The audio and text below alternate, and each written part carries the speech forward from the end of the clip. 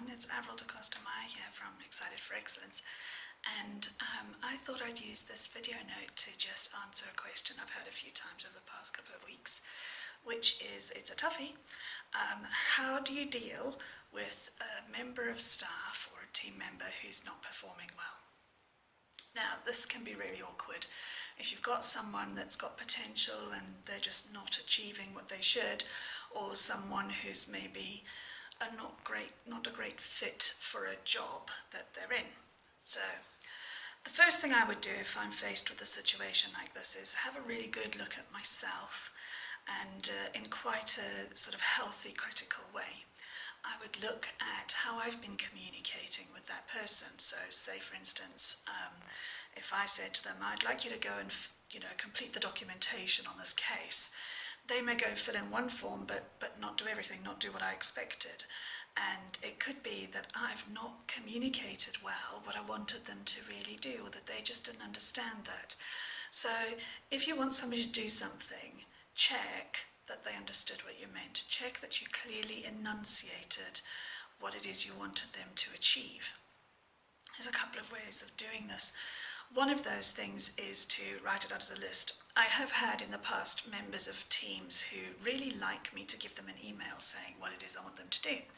And I'm happy to do that because it suits them. It gives them a list with bullet points in it which says, please do A, do B, do C, do E.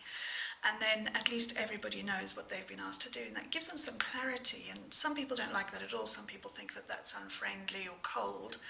And so I would adjust my communication depending on the person I'm communicating with. And that's really actually quite key to getting collaboration from people. They really do work so much better with you if you suit their communication style. Now, the other thing to do, people have a really big tendency to want to appear consistent with their own commitments. There is a lot of research backing this up. People who want to sell you things know this. People who want you to be long-standing customers know this, and they use this psychology all of the time. And you can use this in your teams in a really positive way. For instance, if somebody wants to buy you something, they know what you already bought before, and they will try and tempt you based on what they know about your buying behavior to get you back in the door of their store. A loyalty card will do that. Have a look out for it. You'll see it everywhere you go.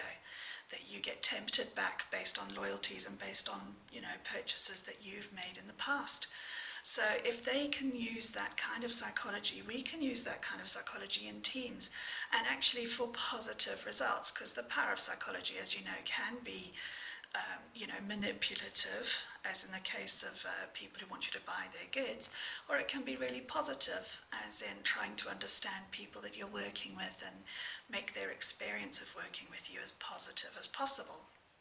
So, here's what you could do.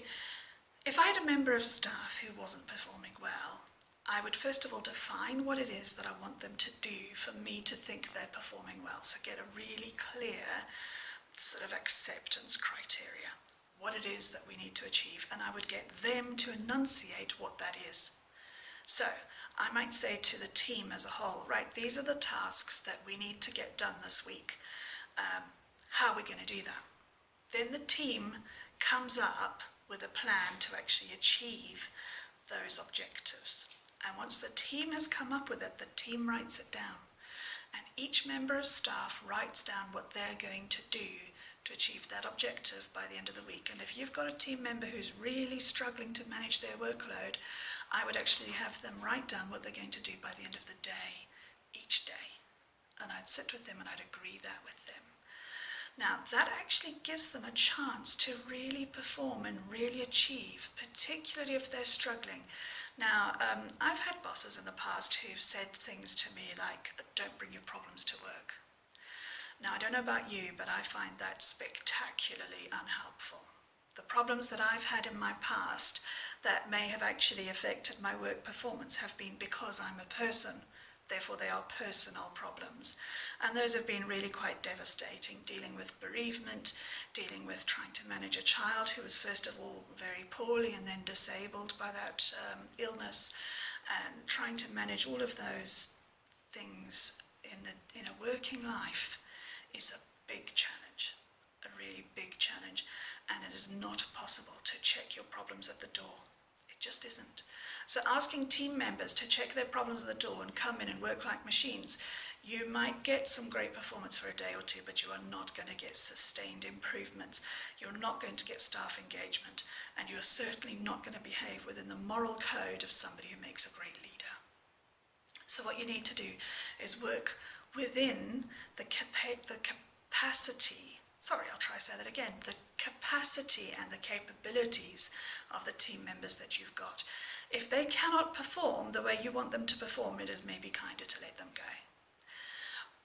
But everybody has potential, and if somebody is in a role, they have potential to grow within that role. They may not have potential to be exactly what you want them to be, but they can certainly improve, because we all could. Now, so what you want to do, set the objectives for the day. Make sure they're SMART. You know what SMART means, right? Specific, yeah, measurable, achievable, realistic, time sensitive. Those are SMART objectives, and the reason we say them that way is specific. You've got to be really specific. So I want so many records typed up by the end of the day. I want so many patients seen per shift. I need so much financial information. I need that amount of work done. Being specific gives people a chance to actually do what it is you've asked them to do. Now, making sure it's measurable means that people can measure their own success. So if they go, right, I've done 10 records, that's what I was asked to do, great, I've done well today. Or they can go, well, I did 12, I was only supposed to do 10. And then you can make a fuss of them. You can actually appreciate the effort.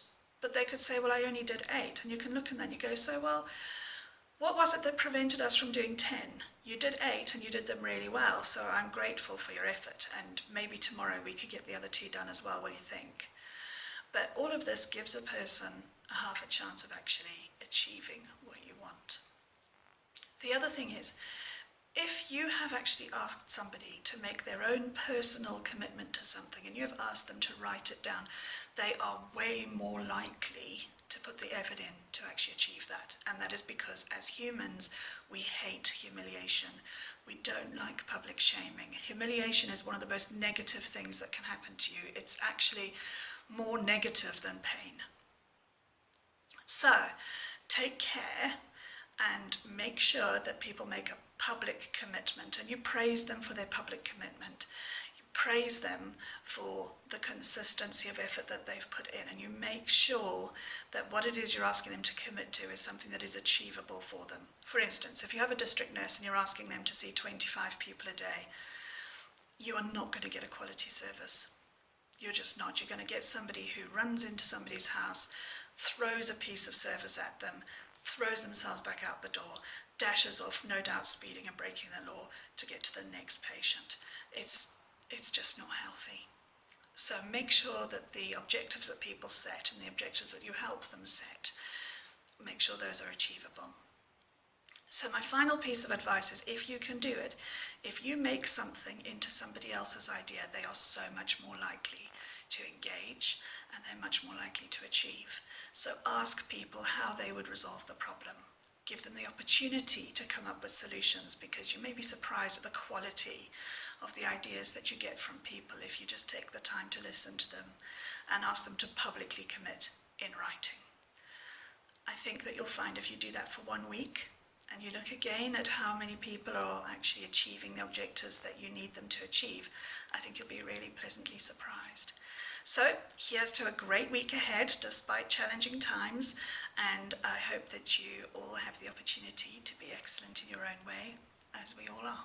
Thanks for listening. See you soon. Bye.